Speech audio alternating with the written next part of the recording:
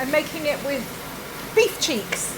I've got a kilo of beef cheek. I'm browning it in this pan. I cut it into pieces about that size, so each cheek is cut into about 6. I've got my pressure cooker on the saute function. Just to add to the beefiness, I'm going to melt some beef dripping. But you could use vegetable oil, you could use schmaltz. My meat is nicely browned, and so all the bits, stuck on bits, come off. I'm just going to pour in, I've got 200 ml of, this is actually, it's a mixture of red wine and port, because I'm using up port from Christmas. I'm just going to pour a little bit of that into the pan to let it deglaze. Going into the pressure cooker, I've got 2 sticks of celery chopped, 3 large carrots chopped, 1 leek sliced, and 1 onion chopped or diced. I've got 3 garlic cloves. I'm going to slice those in. Give that a stir and saute. Actually, I'm going to add some salt and pepper, and I'll just saute that until they're soft. Maybe 10-15 minutes. I have tipped the meat in and the juices, and I'm going to add about a tablespoon of flour and give it a mix up. Next going in is a couple of tablespoons of tomato puree. Star anise. I'm putting in 2 anchovy fillets because they are just so wonderful for seasoning and an umami punch.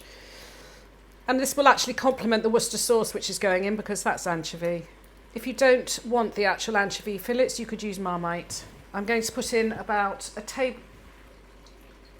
the rest of the red wine, so that was 200 ml in total. 500 ml of beef stock, a couple of bay leaves, and a couple of sprigs of thyme. I am going to put in a touch more salt and a really good grind of pepper. Lid on, set the pressure cooker to 45 minutes. When the time is up, leave it to naturally release, which I think will be about 40 to 50 minutes, maybe longer. Meanwhile, make yourself some mashed potato. I want this cottage pie to be really luxurious, so I peeled a kilo of Maris Piper. I've mashed them with a lot of butter. I'm going to add a tablespoon of creamed horseradish. To my mashed potato, I'm going to add some beaten egg. Beaten egg means that you will get a slight crust. It works particularly well when you're piping, and I'm going to be piping my potatoes, and it also makes them a little bit puffy.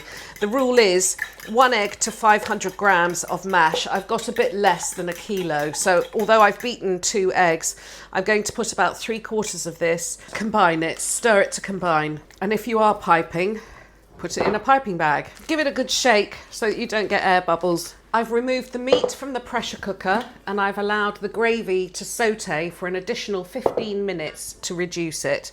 I'm now just going to go through it with my fingers and to take out the bay leaves, the star anise and the thyme stalks. And also, while your hands are in there, just break the meat up. And also, if you come across any little bits of sort of gristle, this is a good way to do it with your hands. You can take those bits out. I'm going to add this back into the sauce. So this will be plenty to feed 4 people. I've got 2 little pie dishes, a bigger one.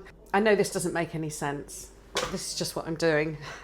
And one for the freezer. Start piping the potato on the top. So this is what I got out of that quantity. 2 little ones, which I'm going to put in the oven tonight. Another one, which I will either freeze or have it again tomorrow, and then one that I will definitely freeze because it's in a container that can just go straight from the freezer to the oven. Preheat the oven to 190 degrees. I've got some melted butter. I'm just going to paint the potato with melted butter. These will go in the oven for 25 minutes. Look at that. Absolutely magnificent. I'm going to leave them to cool for a bit. Still bubbling.